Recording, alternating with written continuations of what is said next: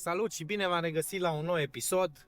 De fapt este o nouă deplasare, o nouă expediție. De data aceasta suntem în drum spre Olanda. Ne-a scris Danny, proprietarul Relax, ne-a scris la un concurs. Spun ne-a scris pentru că am scris pe mine și pe Robert Boanță. Singura problemă este că Robert Boanță nu mai poate să ajungă, astfel că voi participa alături de un pescar din Polonia, Mica Kogut se numește. Primele 2 zile vom avea voie să folosim LiveScope, iar în ultima zi, dacă ne calificăm în primii 10, nu o să mai avem voie să folosim LiveScope-ul și o să trebuiască să pescuim folosind tehnici normale.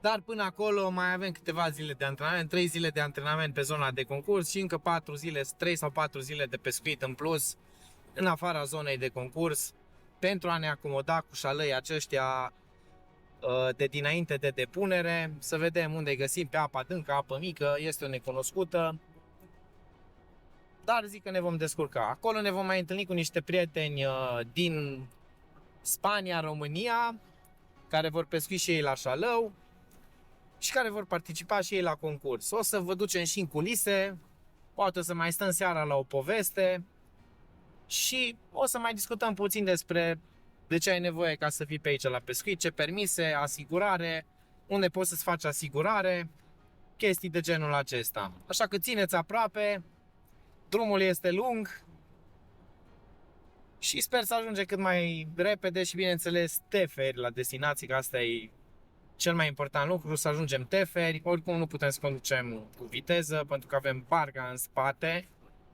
așa că 100 de km la oră, 1600 de km, țais. Nu este obositor, suntem pe autostradă, am plecat de vreme, deci o să conducem mare parte pe zi.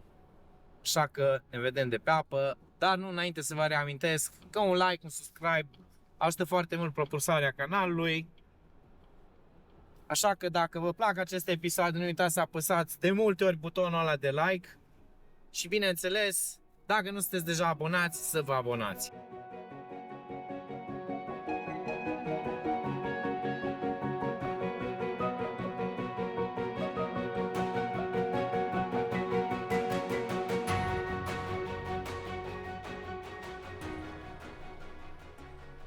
Am ajuns și în Olanda. Am cu căi vreo 4-5 ore pe marginea drumului, într-o benzinărie. La 30 de km înainte de destinație n-am mai putut să conduc. Dar am dormit lemn. Lemn tănase. Ne-am oprit să alimentăm. Și cu motorină și cu benzină. Pus pe partea greșită, dar nu contează.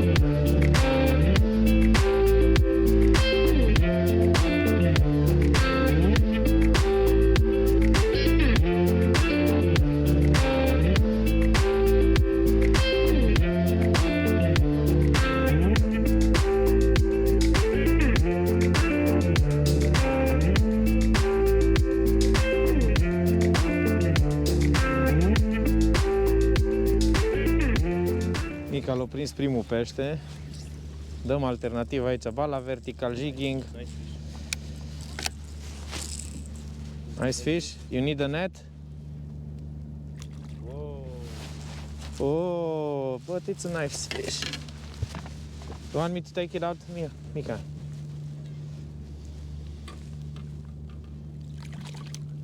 Nice color fish. Yeah. Super. Not big, but the first. Can you tell me what you caught it on? King shad? Shad.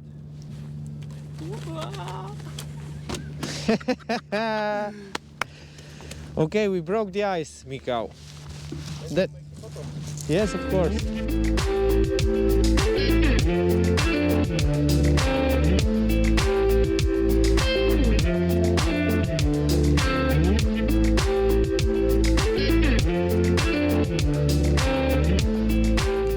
Problema este că aici se peschește mai ciudat.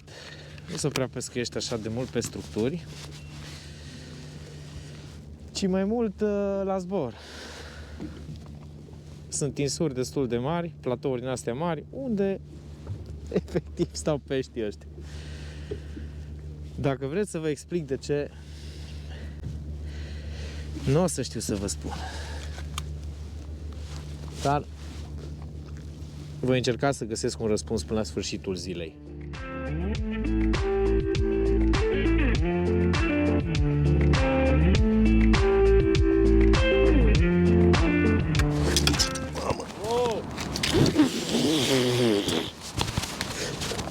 Nu, așa ceva n-am mai pățit.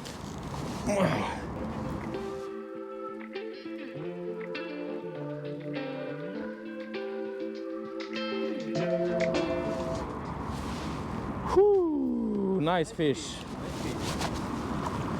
Nice fish.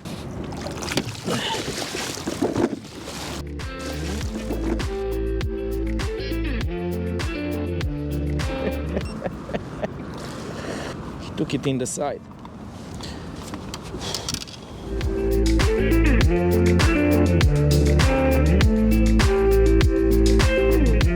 În sfârșit o zonă productivă la vertical jigging, unul mai frumos.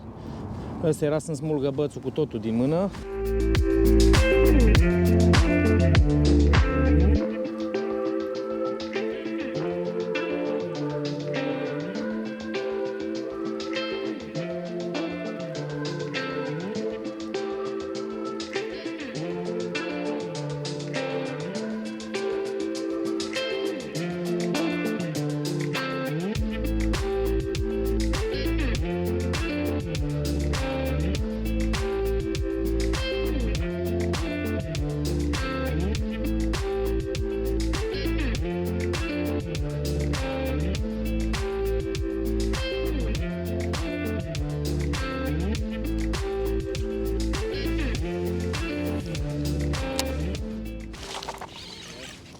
And it's a nice one, I think. No, small one. Am simțit mica, dar o tresări firul. Apă mică.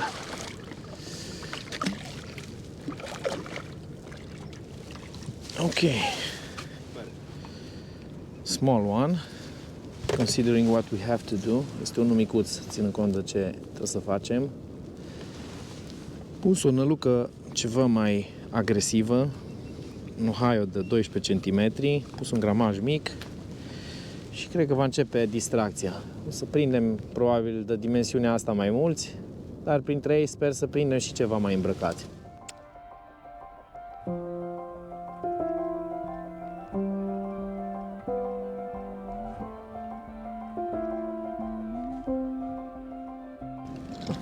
Începe să se lege lucrurile. Genul de pescuit de primăvară pe care îl știm. apă mică, în preajma unor zone de depus. Dar problema este că trebuie să pescuim pe... Oh, I think I had another hit. Yes. I think so. I'm not 100%. Yes. So, I think we have a pattern. Cred că avem un pattern în sfârșit. Not big one. But...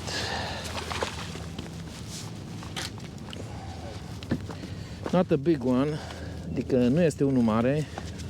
Se pare că patternul ăsta cu apă mică, nice hit, și năluci mari, patternul ăsta de primăvară pe care îl iubesc, cazul meu un copito de 4 inch.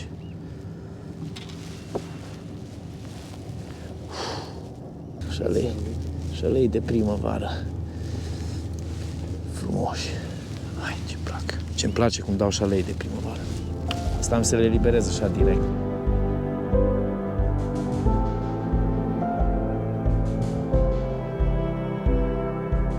Am schimbat puțin pattern, am văzut că am avut o primă prezentare pe apă mică. Aici, în fața noastră, chiar înspre Eoliene, este o zonă, un platou întins cu apă de 2 metri și am ieșit până la buza pragului, am trecut de ea și acum suntem în apă de 7-9 metri și încerc să păstrez direcția asta în așa fel încât să prindem și apă mică, și pragul, și apă adâncă. Și s-ar putea să prindem și ceva mai mare. Asta vrem să vedem, dacă reușim să prindem ceva pești mai mari, pentru că pentru concursul pentru care am venit să ne pregătim o să avem nevoie de ceva pești mai mari. Adică peste 70 cm, momentan cred că doar unul a fost peste 70 din 3 pești câți am prins. Dar cred că avem un pattern deja și cred că îl vom fructifica. Jiguri mari, gume mari, gramaje nu neapărat mari, eu acum dau cu 24 de grame, dar din cauza că vreau să prind pragul și guma este destul de portantă. Deci să știți că și guma este destul de portantă.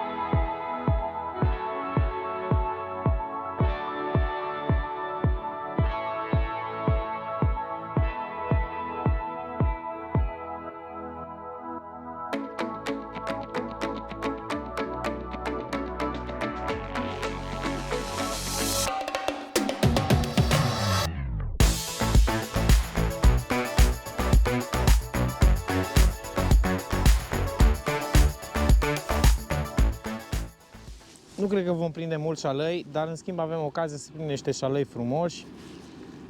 Partea nasoală este că sunt amestecați, adică îi găsim și pe apă mică și pe apă foarte adâncă. Este perioada aceea de dinainte de depunere, când încă nu s-au tras pe apă mică pentru depunere și îi găsești cam peste tot. Și găsim undeva între 2 metri adâncime și 8 metri adâncime. Dăm la vertical jigging, care o pompăm de 2-3 ori, ținem după aia în suspensie și ne uităm pe livescope în același timp.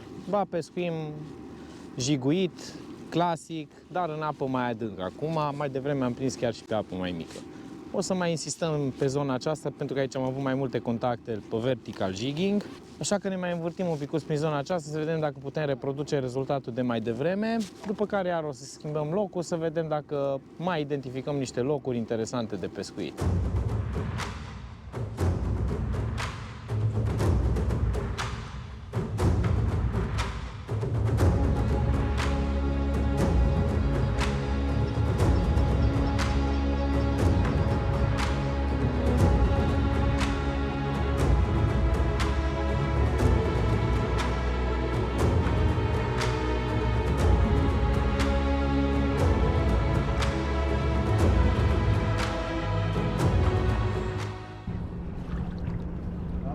Un pic de șuculiță, un pic de brânză, niște pâine să...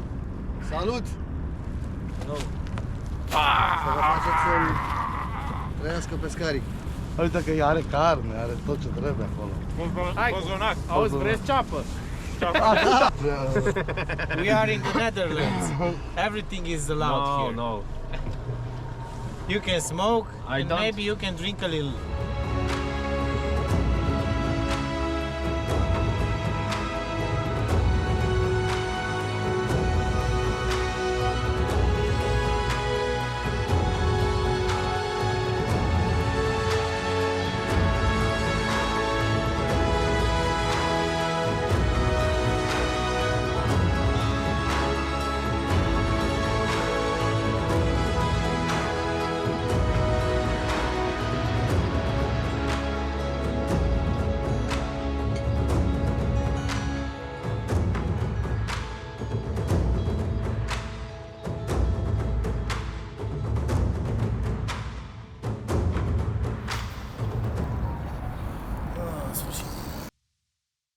Seems like a zander, but I'm not sure.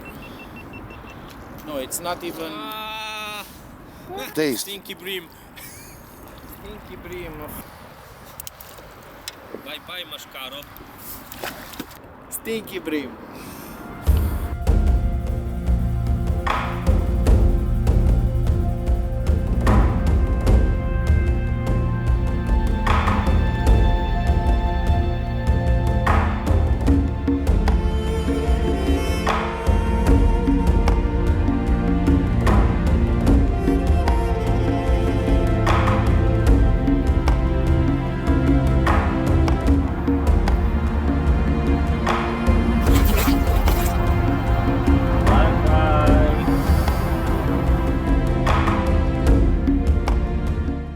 Ne-am repoziționat,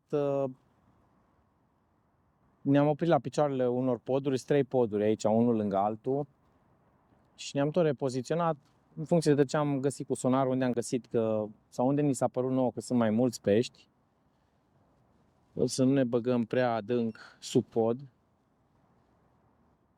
Și acum am mai găsit o zonă unde ni s-a părut că am văzut niște șalăi mai mari. Nu putem să zicem niciodată sigur, ăștia da, sunt șalăi. Este destul de greu să spui treaba asta. Dar după siluete și după felul în care se mișcau, păreau a fi șalăi. Așa că mai insistăm un picuț, aici apa este mult mai tulbure decât zonele pe care am prins, deci s-ar putea să fie ceva mai dificil de păcălit acești pești.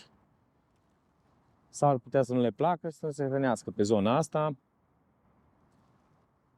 Încercăm combinat, Mica o încearcă cu gume, eu încerc cu voblere. Încercăm și jigging vertical, încercăm să dăm și cu jigging-ul clasic. Deci încercăm să acoperim o gamă destul de largă de tehnici. Pescuit destul de dificil, dar sper să ne prindem de o șmecherie până mâine. sau dacă nu ne prindem astăzi, să ne prindem mâine. Oricum ne-am distrat un picuț, am avut și ceva pești, am avut și o plătică frumoasă, un ugly bream, dar sunt destul de obosit, așa că voi ieși prematur astăzi la mal, pentru că am condus ieri aproape 19 ore, așa că trebuie să ne băgăm și ne bagajele în cameră, să ne mai relaxăm un picuț și să ne pregătim pentru ziua de mâine, în care sper să prindem mai bine decât astăzi. Astăzi a fost vremea foarte, foarte liniștită, soare, am avut parte de vreme foarte bună, surprinzător de bună pentru zona aceasta. Să sperăm că vremea va ține cu noi în continuare, pentru că altfel condițiile sunt destul de vitrege când începe să bată vântul, uneori nici nu se poate ieși pe apă. Dar promit să revenim și din zilele următoare cu niște capturi. Astăzi ați văzut ce am făcut. Țineți aproape aici Andrei Sava. Vă reamintesc că ajută foarte mult un like, un subscribe. Așa că dacă nu sunteți abonați, abonați-vă. Dacă vă plac episoadele, apăsați butonul ăla de like. Ne vedem din episodul următor.